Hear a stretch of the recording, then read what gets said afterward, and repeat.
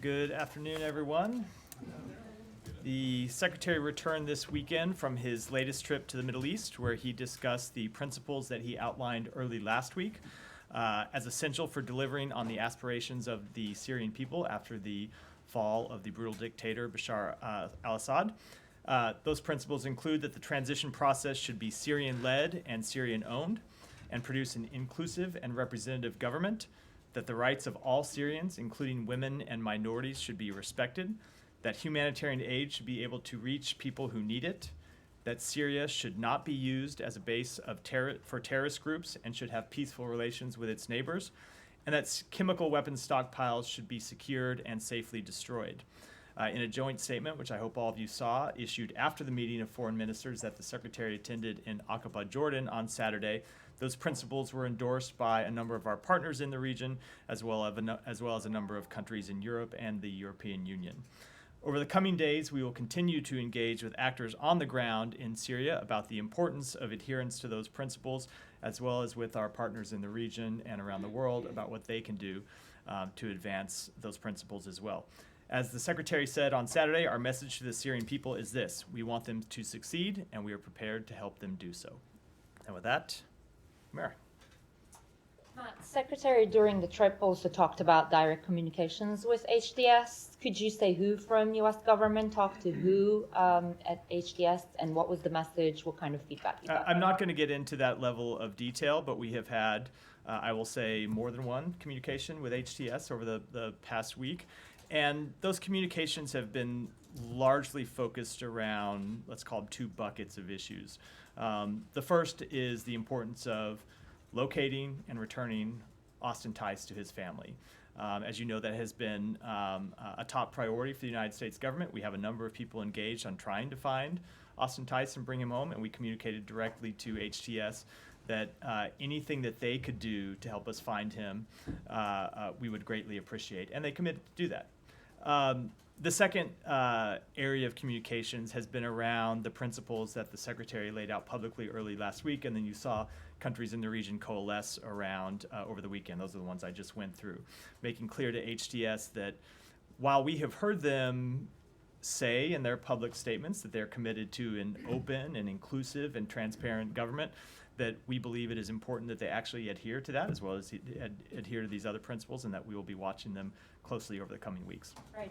So at the moment, it sounds like a number of things are being discussed. Delisting HTS, perhaps potentially an eventual recognition. A lot of these things are somewhat on the table, not immediately.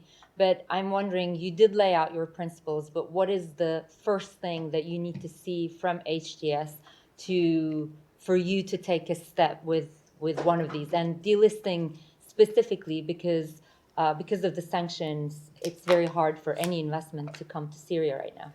So a few things. Number one, with respect to all of the potential steps that we could take, delisting HTS, removing some of the other sanctions on Syria, formal recognition, all of those we are going to take based on actions, not by statements. So just as a general guiding principle for all of you who are watching how the U.S. will respond, that's what we're going to base our actions on.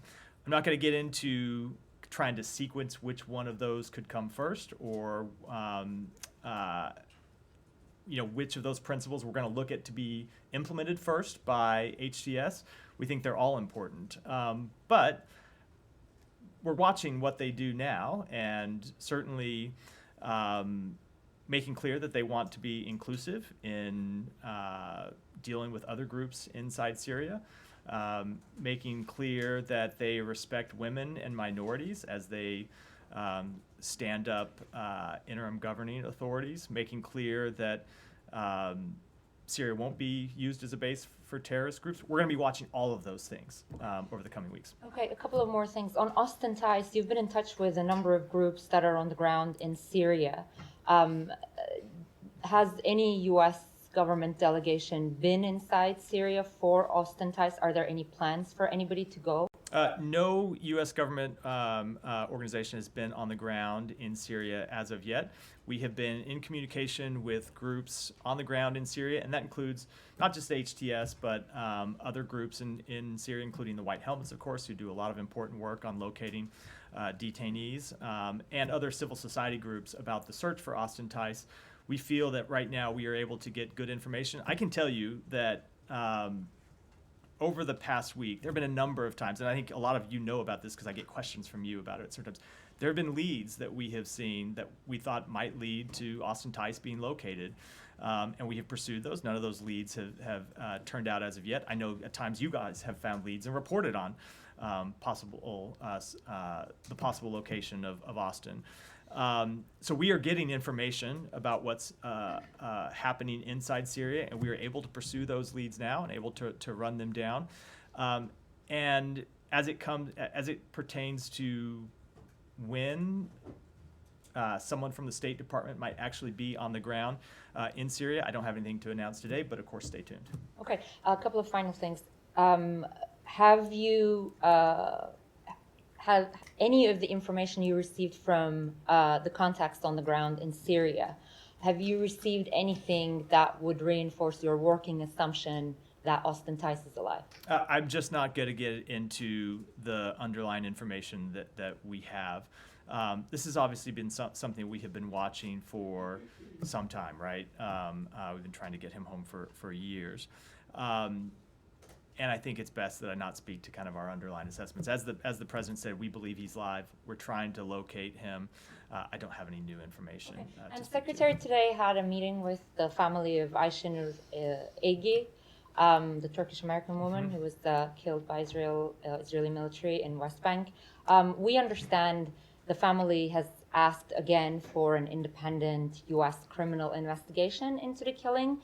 But we understand the Secretary made no promises. So can you talk a little bit about that meeting and why the U.S. isn't basically giving that assurance that it will look into the killing of one of its citizens? Sure. I will talk a little bit about that meeting. I'm not going to talk about it in detail because it was a private meeting with the family. The Secretary in that meeting offered, once again, his deepest condolences to the family for Ayşenur's death. It was a death that never should have happened, as he has said previously. He told them that Israel has told us in recent days that they are finalizing their investigation into the matter, and he committed to them that as soon as we learn anything about the results of that investigation, we will report it to them. And then with respect to a United States investigation, it's not a matter that the State Department can undertake or a matter that we can speak to. As you know, when it comes to that type of investigation, that would be in the remit of the Justice Department. We have an independent Justice Department for a reason inside our government, so it's ultimately something for the Justice Department to speak to. And the State Department can't speak on behalf of an independent law enforcement agency as to what they may be doing or what they might do or might not do. But just final thing, is it your opinion? I understand you cannot speak for DOJ, but would you say that it would be appropriate for the U.S. government to carry out its own investigation? So to answer that question, I would have to violate one of the principles that at least this administration has felt is pretty sacrosanct, which is the independence of law enforcement investigations and other branches of the government not trying to put themselves in the shoes and speak for or encourage action by what is, for very good reasons, an independent law enforcement agency. Yeah, I want to clarify something. You just said no U.S. government organization has been on the ground in Syria since the fall of Assad. That's strictly with respect to searching for Austin Tice, correct? So there are not. Yes, of course. There is the longstanding military personnel that's been there in that counter-ISIS mission. I wasn't speaking to that. I'm speaking to with respect to diplomatic and other personnel that might have been engaged in the search for Austin Tice or other diplomatic activities. Yeah, just to follow up on something Humera said, and then you said the French are sending a delegation to Damas, to Syria. The Brits are doing the same. Could you just give us a reason why you would not want to, at this stage, I mean, there seems obvious reasons, but I'd like to hear you say it, why you wouldn't be sending a direct delegation rather than the context that you've had Let me just say two things about that. Number one, we have had the ability to date to be able to communicate with all of the relevant parties on the ground in Syria, including HTS. And the second thing is I'm not ruling out that we won't send personnel to Damascus. Stay tuned over the coming days. Why are you not ready to do so right now?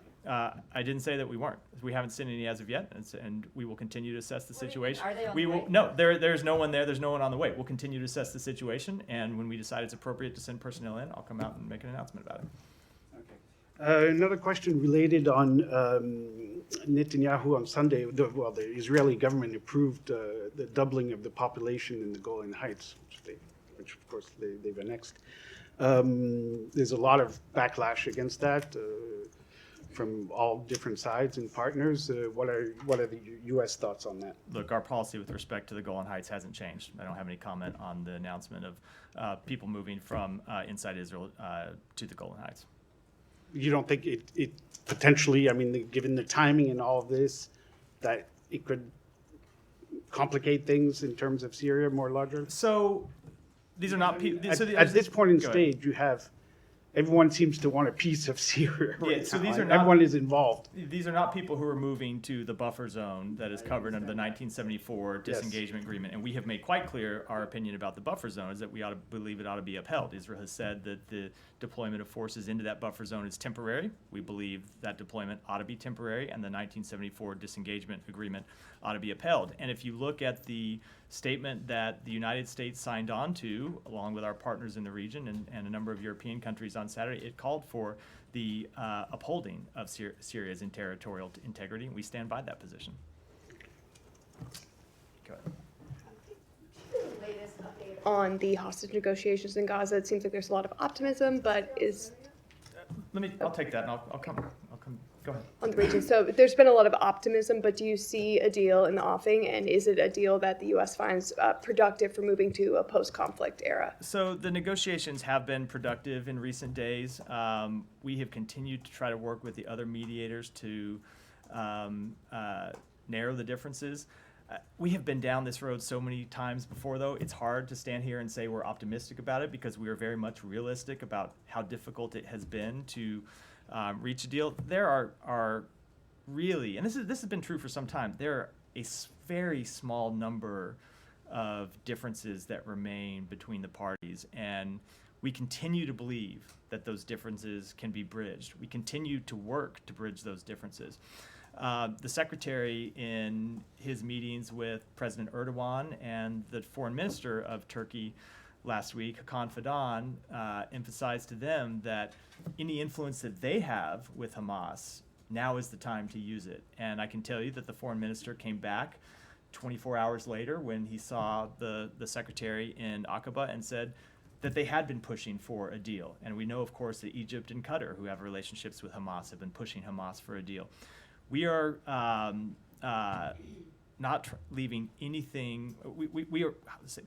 We are pushing as hard as we know how to do at this point, and we believe we can get to a deal.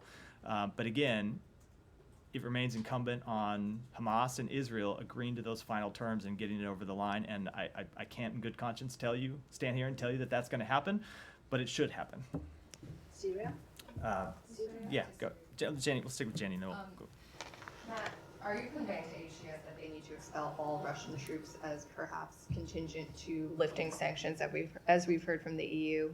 I'm not going to get into the conversations that we've had with them. Ultimately, as you heard me say last week, the disposition of those 2 Russian bases inside Syria is a matter for the Syrian people to decide. But when you look at Russia's history inside Syria, it is one of being complicit in the massacre of hundreds of thousands of Syrian civilians. Russia propped up the brutal, murderous regime that gassed its own people, that murdered its own people, and so certainly I think that Russia has a lot to answer for its actions inside Syria. So would you consider not lifting sanctions until there is an expulsion of Russian troops? So I'm not going to get into our internal deliberation process, but we have made clear what the factors are that we are looking at. And there are factors that largely relate to the Syrian government's interaction with its own people, as well as things like not threatening its neighbors and not being a base for terrorism. And then I have another on transition if you want to come back. Yeah, I'll come back to you. Nadia. Syria and Gaza, but on Syria, just going back to Austin Tice, there were some reports indicating that he might be actually in Iran or Iraq, or might be taken by Maher al-Assad, which is the brother of Bashar. Any truth to these reports that you know of? No, not that I'm aware of. I haven't seen those reports, and I can't speak to their veracity. Information that he is in Syria. We do not have specific information about where he is. We continue to work to try to locate him, but we don't have specific information about his whereabouts, or we would have been able to verify that information already. Okay. The attacks that carried by Israel is almost 450. One of the biggest attacks was yesterday. It was described like an earthquake bomb. The leader of HTS said that he is not seeking conflict with Israel. Do you still believe that these attacks are justified? Look, so Israel has spoken to why they have launched these attacks. They've said that they are concerned at a time of great instability, when you have the government of Syria that has fallen and an uncertain path ahead about who is going to control Syria and who is going to control the Assad regime's quite significant military stockpiles, that they have taken steps to ensure that those stockpiles don't fall into the hands of terrorists. Now, we have been in conversation with them about that goal. We also believe it's important that no party take any actions that would further destabilize the situation in Syria at a time when we want to push to increase stability, and we'll continue to have that discussion with them. And just on Gaza, another journalist, a colleague of us, has been killed yesterday. That brings the number of journalists being killed in Gaza to 196.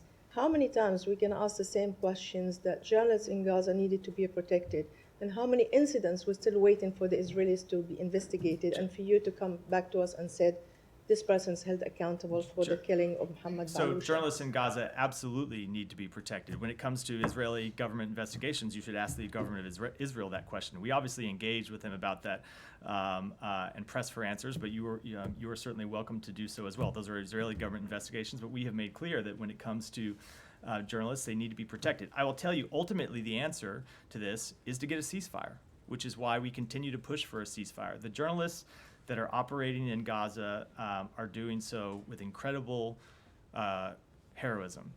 All of us in this room, including in many cases the United States government, know what we know about actions on the ground because there are journalists there that are reporting on it. The U.S. doesn't have any personnel on the ground to verify reports, so we rely on journalists to bring that information forward, and we rely on the work that they do.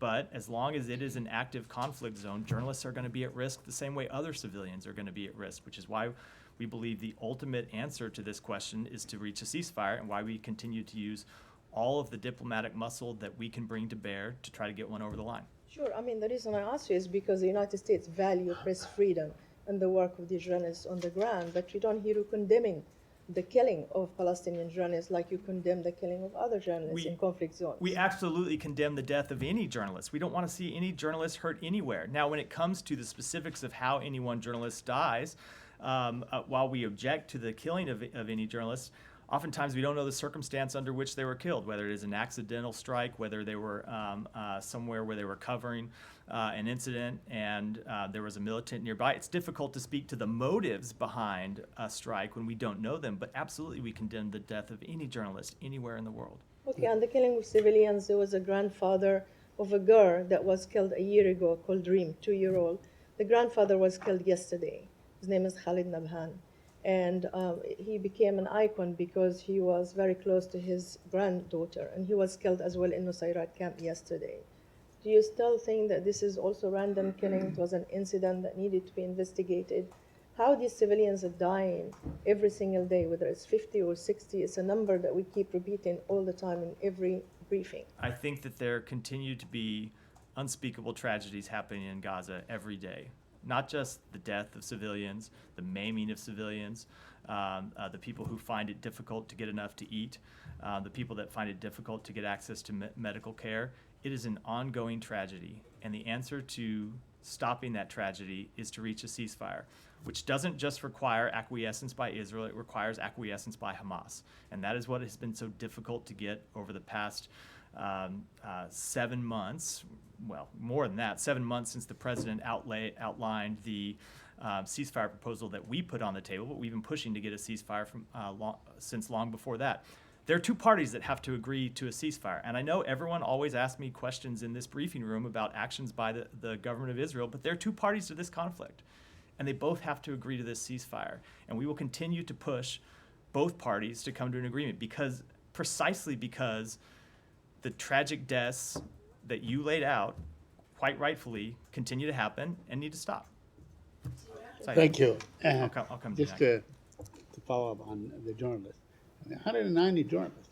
That's all by accidental, you think? I can't speak to any of those incidents without having full information. But ultimately, Saeed, every one of those deaths is a tragedy, which is why we need to stop more deaths from happening, which is why we need to get a ceasefire.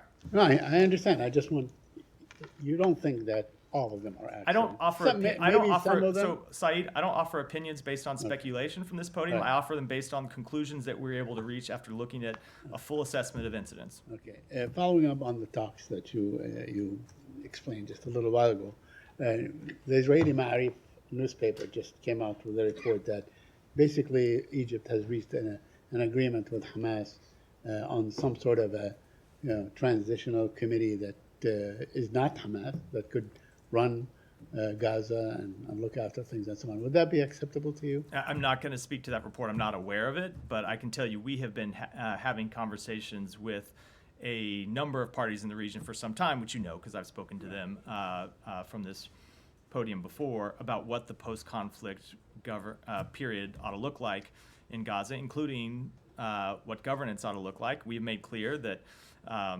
the status quo as it existed before October 7th cannot continue. Gaza cannot continue to be governed by Hamas.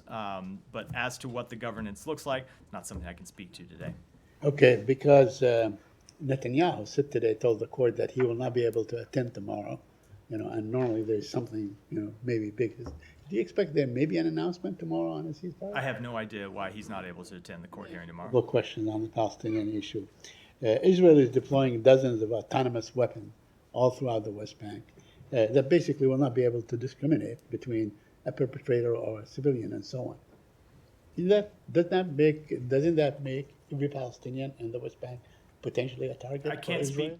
speak to that particular deployment, but I would say when it comes to the use of any weapons, that our expectations are the same, that Israel must fully comply with international humanitarian law and protect civilian life. All right. On the aid, the Financial Times, I guess, reported that aid is at its lowest point, despite what you're saying that they a lot. Yeah. Can you explain to us the aid situation now? It continues to be extremely challenging. We have seen some improvements. There were a number of days last week when we saw hundreds of trucks go in, but then you have other days that the aid level is much lower. Continue to be barriers to the delivery of aid inside Gaza that we work to try to overcome, but it continues to be really a crisis situation. And I think ultimately the conclusion that we have drawn is like the ongoing deaths of civilians in an active conflict zone, the provision of aid in an active conflict zone is very difficult, and it's another reason why it's so critical that we reach a ceasefire. Let me ask you on the appointment of ambassadors. The coming administration named Mark Huckabee as ambassador to Israel, and Israel named Leiter, who is a well-known, Kahanist, and as ambassador to Washington. So I want to ask you. I mean, doesn't it seem like maybe the whole diplomatic U.S.-Israel diplomatic engagement will focus on maybe settlements and annexation and so on with these two? And You mean the post-January 20th diplomatic January engagement? 20th. Yeah, of course I'm asking you. You always say that there's one president at a time, one administration at a time. Well, we always say the same thing. But is there anything where you can actually say we will not accept? I mean, if he comes, I don't know when Leiter is coming to Washington, but maybe something that this is not a good idea. Or So- you issue a statement that this is not. First of all, let me just say, with respect to other countries, they are free and open to appoint ambassadors as they see fit. It's not a decision for the United States. And when it comes for the policies that will be pursued by the Trump administration and the personnel appointed by the Trump administration, it's just not something that I should speak to. I So think I'm happy to speak to Yeah. our ambassadorial appointments, but Right. not those But you being do made have- by the Trump Yeah, administration. but you do have a view. I mean, this is U.S. diplomacy at its finest. I have a right? view that it is my job to stand up here and speak on behalf of the personnel that President Biden has appointed and the policies that he is going to pursue, and not opine on whatever policy positions an administration that I will not speak for may choose to pursue. Okay, so in principle, you think that the United States of America should have no say-so on the, as far as the character of said ambassador is, whatever If we crimes he started may have tr- committed, if- and whatever, it's if- all acceptable? If we started trying to pick and choose Right. and opine on every ambassador that 200 countries around the world appoint to the United States, we would be in this briefing room for a very long time every day. Saeed. Okay. Tom, go ahead. I'll come to you next, Nike. Ezgi and the meeting today. Just on a point of fact, I mean, you've set out how you can't speak for the Department of Justice and the call for a US-led investigation, but that's not all the family are asking for. And one of the things they want is just some basic information for the State Department to ask the Israelis, for example, for the name of the unit involved, the name of the unit commander, things that they would want in the interest of transparency as American citizens who seen their loved one killed. I mean, are you asking for those things from the Israelis? So we are asking for the results of their investigation, I would assume, but we'll see when we get the results of that investigation. You would expect that investigation would talk about the unit that was involved as well as the things that have happened. We will see what's actually in that investigation when we get the report from the government of Israel, but what we committed to the family is that we will brief them as soon as we get those answers. Some of these things are quite basic things that aren't the result of an investigation. I mean, knowing the unit involved is a very basic piece of information. hear you, they but- don't even know that the US could ask the Israelis now. I hear you, And- but look, they're in the middle of an investigation, well, I shouldn't say in the middle, they're near the end of an investigation where we expect that they're going to come to us and brief us on the results of that investigation. And if we don't get satisfactory answers to the questions that we have asked of them, of course we will continue to press them for more information. Saeed, is there something you'd like to share with the rest of the class over there?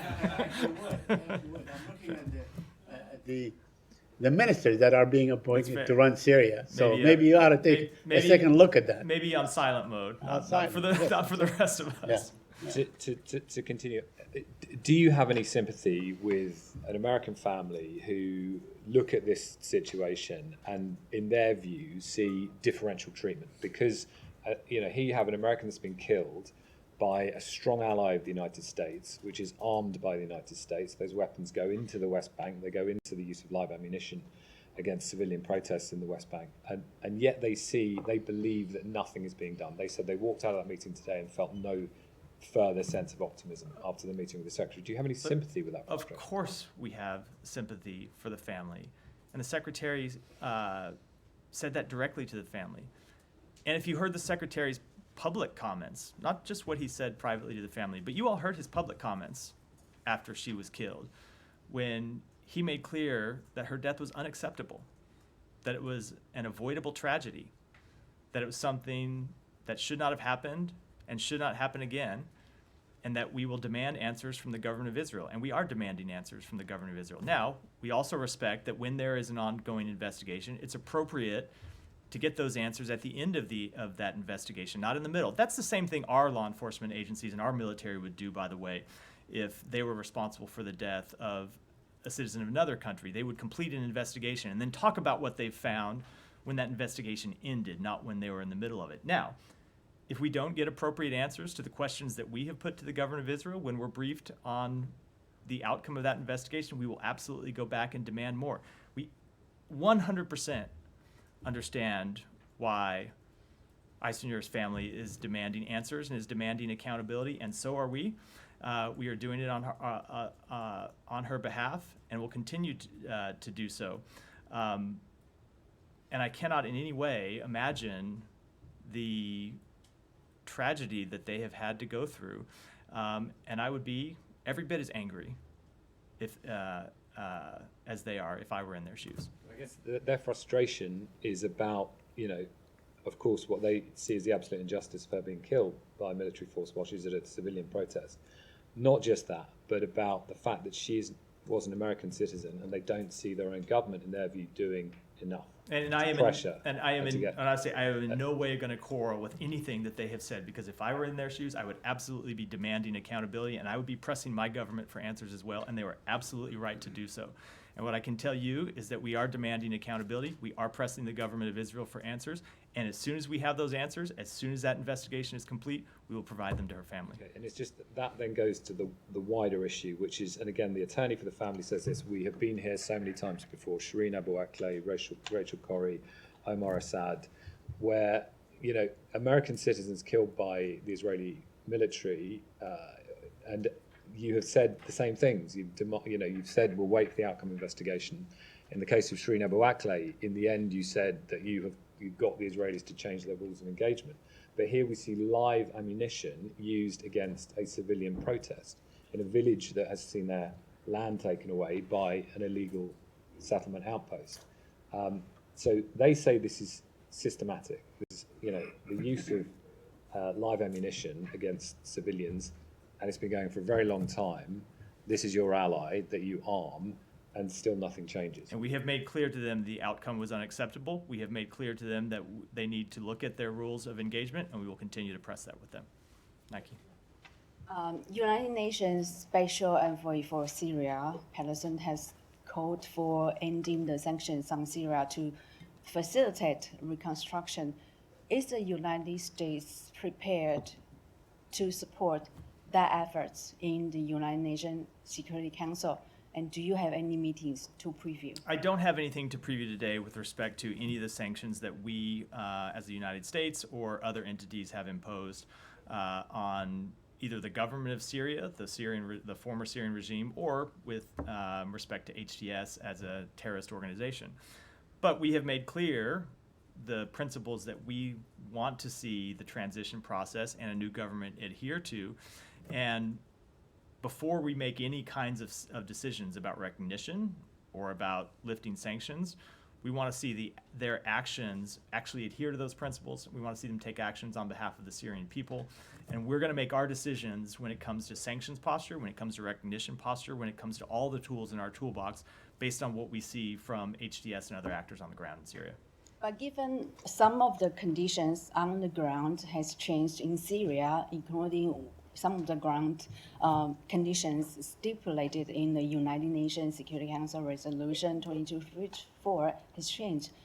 Is it fair to say the U.S. is open to lifting economic sanctions? We are going to make our decisions on economic sanctions based on the decisions by the interim authorities in Syria. If they change, if they pursue, look, let me say it this way. Our sanctions are never meant to be permanent. We always impose sanctions to try to induce changes of behavior. And if we see changes of behavior, of course, we are open to lifting our sanctions. And you've seen that in the past when when various governments have changed their behavior, and we have lifted sanctions in response to those changes in behavior. That's true in Syria as it is anywhere in the world. I have a quick one on Ukraine, if I may. Yeah. Do you have anything on the what Ukraine said that North Korean soldiers casualty in Kursk, and then what happened if those North Korean soldiers cross the border to Ukraine? Are they becoming a legitimate target? So, in our view, the North Korean soldiers who were deployed to Kursk are already legitimate targets. They entered a war, and they are, as such, combatants and are legitimate targets for the Ukrainian military. We have seen North Korean soldiers who have been killed in action on the battlefield inside Russia. And if they were to cross the border into Ukraine, that would be yet another escalation by the government of Russia, and also an escalation by the government of North Korea to send North Korean troops to prosecute a war of aggression against an independent sovereign nation inside that nation's borders. That would absolutely be an escalation by the government of North Korea. Is China responding to the U.S. ask to use their influence to curb the military cooperation between Russia and North Korea? I'm not going to get into the conversations that we have had with the government of China. Ultimately, China can speak to whether they have appropriately used that influence or not. But I would say that there is certainly more that they can do with respect to encouraging Russia not to take not just this escalatory action, but the long series of actions that they have taken. Thank you. On Serbia, I have a question. Amnesty International said on Monday in a report that Serbian officials installed homegrown spyware on the phones of dozens of journalists and activists. How concerning is this for the U.S., which considers Serbia as a partner? So I can't speak to that report. I'm not in any position to verify it, but just speaking broadly, we have made quite clear since the outset of this administration the concerns that we have about governments that use spyware to track journalists, to track dissident groups, to track track others who legitimately oppose or report on government activities. And you have seen the United States take action to stop the use of that spyware. But as it comes to this specific report, I can't speak to it. Danny. Thank you, Matt. Excuse me. Applications of South Korea and Russia and North Korea. Due to the impeachment, South Korean President Yoon's duties have been suspended. Do you think there will be a gap to U.S. South Korea foreign policy and security sectors established by President Biden and No. There will be no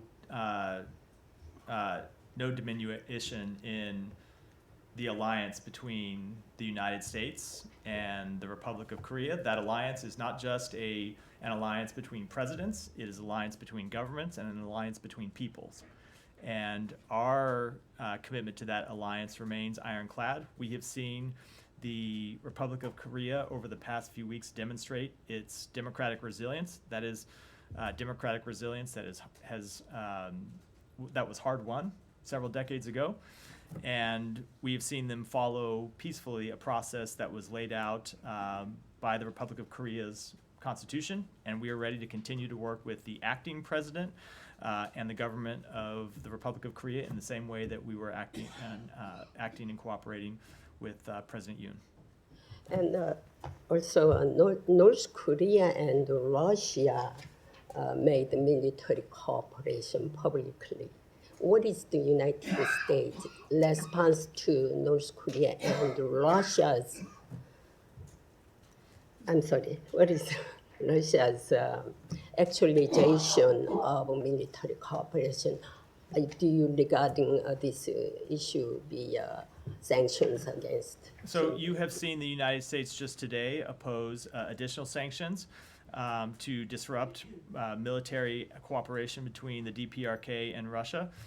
We also, in the recent days, issued a foreign ministerial joint statement with the G7, and we will continue to take appropriate measures to address our concerns with that unprecedented cooperation. Thank you. Yeah, changing region very quickly. Do you have any? There was a devastating hurricane or cyclone in Mayotte, in the Indian Ocean, French territory. We don't know the number of casualties. It's very complicated and all that, but certainly devastating cyclone. Does the U.S.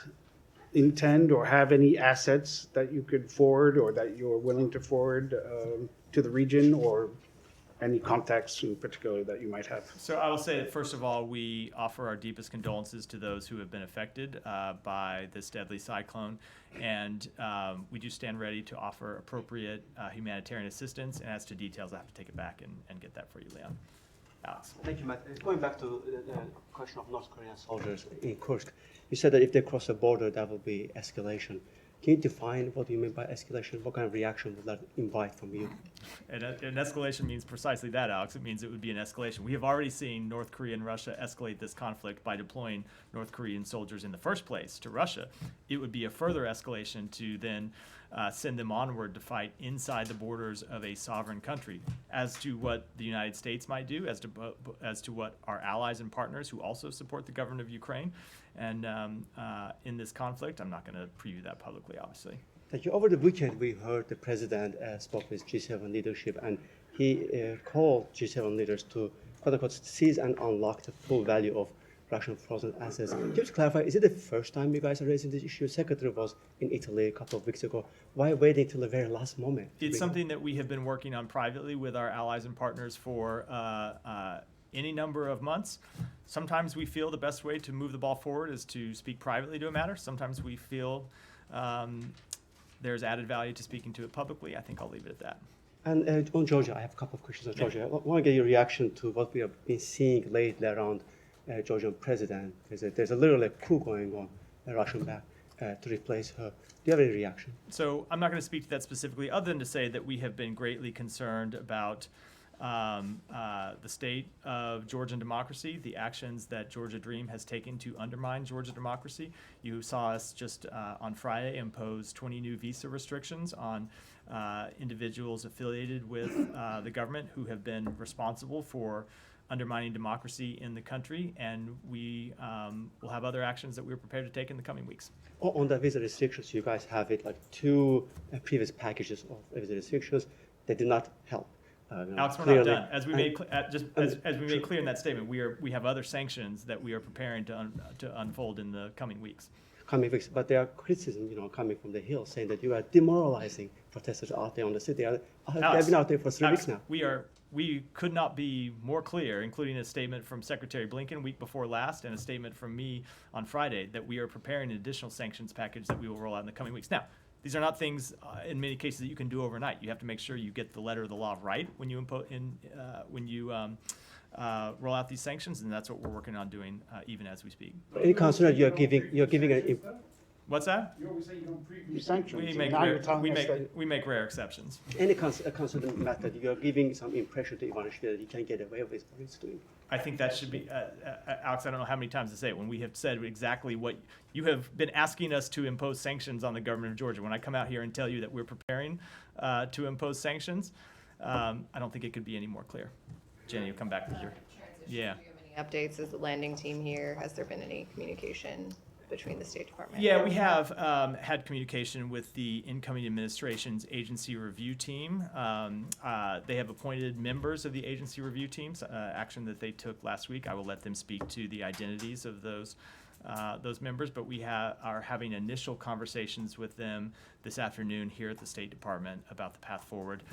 We will reiterate to them, as we have been reiterating publicly for some time, that we stand ready to do everything that we can to support a successful transition. Is that more of a policy-focused conversation, more logistical? So the initial meeting always, and I can tell you I've worked on 2 transitions, always the initial meeting of this nature is more of a logistics question, because people come in and they want to know that they want to know what resources are available to them. They want to map out a series of meetings. Oftentimes they have requests for information that they put to the incoming administration, and they will prioritize what is most important.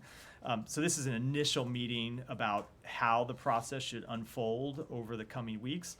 And then what usually follows that, what we have said we are ready to do with them, is to as the incoming administration identifies its policy leads in different areas, to engage with them so they understand the actions that we have taken on various policies, what may be pending, things that we expect to happen either between now and the end of the administration, and then in some cases work that is ongoing on January 20th, because for all the for all the focus on what we'll do in the next few weeks, the vast majority of the work of government are things that just continue, things that are in process that continue and get handed over. And so you'd like to brief the incoming administration on what those are so they can be ready to take decisions. Conversations or meetings between the Secretary and Senator Rubio? So the last phone conversation they had, they agreed that they would meet in person. I don't have a date to provide for that meeting, but when it does happen, we'll of course make it public. Can I just ask a one-off on the drones over the skies of New Jersey and Pennsylvania? I know that's probably a DOD, DHS, but is there any indication this is the work of like a foreign entity or adversary from the State Department perspective? I don't have any assessment at all to offer from the State Department. As far as I'm aware, this is entirely a law enforcement matter, and a law enforcement and Pentagon matter. So I would refer to DHS and DOD to speak to it. You go to. Yeah. questions on Syria, but first I want to ask a quick question about Secretary's meeting with Ayşe Nur Ezgi today. Is there a reason why this meeting was not included in the Secretary's public schedule today? Usually, we don't make meetings with private individuals public on the Secretary's schedule. We put meetings, there are exceptions that we put meetings with foreign governments, we put meetings with organizations, but in the past, when the Secretary has met with private individuals, we don't put it on his schedule. That said, and we also try to respect the wishes of the family, who don't always want the meetings to be public, and we don't talk about meetings if the family doesn't want us to talk about them. But then when we have meetings that they are comfortable with us speaking to, I'm free, as I am in this case, to come out and speak to it publicly. Okay, one more on Syria, please. A couple more on Syria.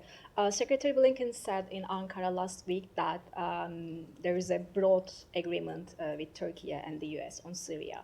I wonder, is that include the northeast Syria, because you have a major disagreement because of the US's support for the YPG, which Turkey considers the Syrian branch of the PKK, a designated terror group by both the US and Turkey. So this continues to be an extremely delicate and extremely difficult issue that we are working on with our Turkish counterparts, and it was the conversation. It was a large part, not all, but a large part of the conversation between Secretary and his Turkish counterparts, is when it was, of course, a conversation at the meetings in Aqaba over the weekend. Look, we understand Turkey's legitimate right to go after a designated terrorist organization, which the United States considers a terrorist organization as well. We consider the YPG. I'm speaking with respect to the PKK. YPG is widely accepted, considered as the Syrian branch of the PKK. I understand. We have designated the PKK, and we respect their right to go after that organization. I will just say what we have made clear to all the parties that we have engaged in on this issue, that Syria is in such a fragile state right now that we don't want to see any party take an action to pursue their own unilateral interests over the broader interests of the Syrian people. That this is a time to increase stability, not to further devolve into sectarian fighting. And in addition, the SDF does incredibly important work in the counter-ISIS coalition, a coalition of which Turkey, of course, is a member. It is in the interests of the United States, it's in the interest of Turkey, it's in the interest of the Syrian people and all the countries in the region that ISIS not rear its head again, that the ISIS fighters who are being held in SDF custody not be released. And so we're going to continue to work through that. It is an extremely difficult issue, but we're going to continue to engage with our Turkish counterparts. I suspect it's something we'll be talking to them about this week. It's an important partner in the fight against ISIS or Daesh, I might say. But Turkey has been telling you that, if you want to fight ISIS, work with us instead of, using one terror group against the other. And Turkey is your NATO ally. Why don't you work with your NATO ally instead of a group that your NATO ally designates as a terror group? So we have been discussing this with our NATO ally and trying to come to the best path forward. But as I said, even considering Turkey's very legitimate national security interests at this delicate time, what we are trying to avoid is Syria devolving once again into sectarian fighting. Just came through the collapse of a regime that presided over a brutal, years-long civil war, and we don't want to see any actions that would further destabilize the situation and further lead to the suffering of the Syrian people. Does it include the actions by Israel? We have made clear to all parties that we want to see actions that promote stability, not promote instability. Every party in the region. Yeah. Thanks, Matt. You use the words, no party should take any actions or any actions that are unilaterally in the interests of that other party over the broadest interests of the Syrian people. There's no way that you could then see what Israel's doing that's not a unilateral action in the interest of it. So first of all, we have made that clear to every party, including the government of Israel. I'm not sure that just to argue with the kind of logic train that you presented, I'm not sure that increased weapon stockpiles sitting around Syria is necessarily something that's in the interest of the Syrian people at the end of a brutal civil war when they have seen those weapon stockpiles turned on their own people. What about the territory that is being invaded by Israel, that is the buffer zone? And we have made quite clear that we believe that action ought to be temporary. Israel has said, and they can speak for themselves, that they took the action because they saw the Syrian army withdraw from that buffer zone, and it created a vacuum that could be filled by terrorist groups. They have said it's temporary. They can speak for themselves. We have made clear that we believe it also ought to be temporary. In Washington later today, the Syrian embassy is raising the opposition flag. My understanding is you guys signed off on that. I have seen that reporting. I don't know what it comes from. We don't control that building. We don't control the operations that happen there. So the raising of a flag is a decision that's made by the Syrian permanent representative to the United Nations. And you haven't recognized that new flag? We have not, no. We have not. Tom, come back to you. There's no change in status of the Syrian embassy in Washington, D.C. No, there is not. I think there's probably an erroneous kind of thing that's circulating online suggesting it could be reopening, but I mean, this obviously won't happen. So. No change. Humera, go ahead. Yeah. So you're saying that the destruction of Syrian arms and the Syrian army is actually in the benefit of the Syrian people? I just want to. That is not what I said. I So said what that did you say on this is the I said this is what the way the government of Israel has explained the actions that they are taking. I was just interrogating, as I said, the logic train of Will's question. But you said something akin to, I think that the arms and so on that were used That have been against the turned Syrian on people, the Syrian people. that would be to their benefit. That's what you're saying? That's not what I said. Go ahead, Humera. Just on SDF and Turkey-backed SNA fighters, the United States brokered a ceasefire between them last week, largely focusing on Manbij. That seems to have ended today. Could you first confirm that and tell us if there are any U.S. efforts to extend it? So I can't confirm that, but what I can say is that we continue to engage in very intense diplomacy with all the parties in the region, the parties in northern Syria, our Turkish allies, about anything that we can do to increase stability in northern Syria. And as I said, try and avoid any actions that would lead to the SDF being distracted from their important fight against ISIS. Right. I'm not gonna. I get the point of the question, but I'm just not going to get into the underlying details. I can just tell you it's something that we are actively engaged in. Okay. Without saying more.